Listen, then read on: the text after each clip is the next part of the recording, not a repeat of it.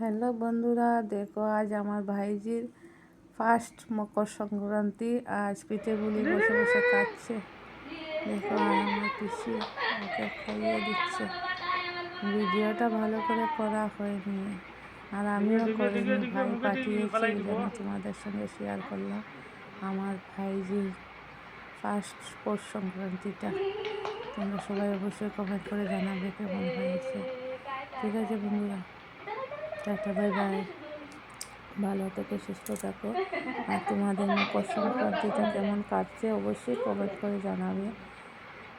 আমার তো বেশি ভালো কাটেনি, কারণ ছেলে মেয়ে বাড়িতে নেই। তোমরা বুঝতে তো পারছো, ছেলে মেয়ে বাড়িতে না থাকলে কেমন হয় মার মনটা।